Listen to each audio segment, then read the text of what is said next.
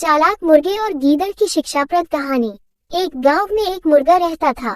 वह रोज सुबह बांग देकर गांव वालों को जगाया करता था। एक दिन एक गीदड़ कहीं से घूमता हुआ गांव में आ गया। जब उसने मुर्गे को देखा तो उसकी लार टपकने लगी। वह सोचने लगा, वाह क्या शानदार मुर्गा है, अगर इसका मांस खाने को मिल जाए तो मजा आ जाए। वह तरकीब सोचने लगता है ताकि किसी तरह मुर्गे को दबोचकर पेट पूजा कर सके।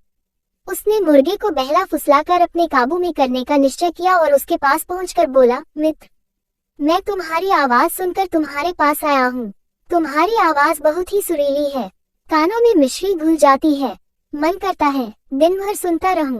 क्या तुम एक बार मुझे अपनी सुरीली आवाज सुनाओगे? मुर्गे की कभी किसी ने इतनी प्रशंसा नहीं की थी। वह गीदड़ की बात सुनकर मुर्गा खुशी से फूला नहीं समाया और उसे अपनी आवाज सुनाने के लिए जोर जोर से कूक डुकूक करने लगा। गीदड़ इसी फिराक में था। उसके देखा कि मुर्गे का ध्यान उसकी ओर नहीं है, इसलिए अवसर पाकर उसने मुर्गे को अपने मुंह में दबा लिया और जंगल की ओर भागने लगा। जब वह जंगल की ओर भाग रहा था, उस समय गांव वालों की दृष्टि उस पर पड़ गई। वे लाठी लेकर उसे मारने के लिए दौड़े। गीदड़ डर के मारे और तेजी से भागने लगा। मुर्गा अब तक उसके मुंह में दबा था। तब तक उसने उसके चंगुल से बचकर निकलने का एक उपाय सोच लिया था। वह भागते हुए गीदड़ से बोला, देखो गीदड़ भाई, ये गांव वाले मेरे कारण तुम्हारा पीछा कर रहे हैं।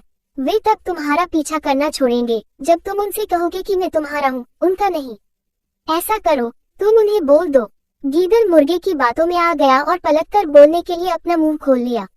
लेकिन जैसे ही उसने मुंह खोला, मुर्गा उड़ गया और गांव वालों के पास चला गया। इस तरह अपनी चतुराई से उसने अपनी जान बचाई। सीख: संकट के समय बुद्धिमानी से काम लेना चाहिए।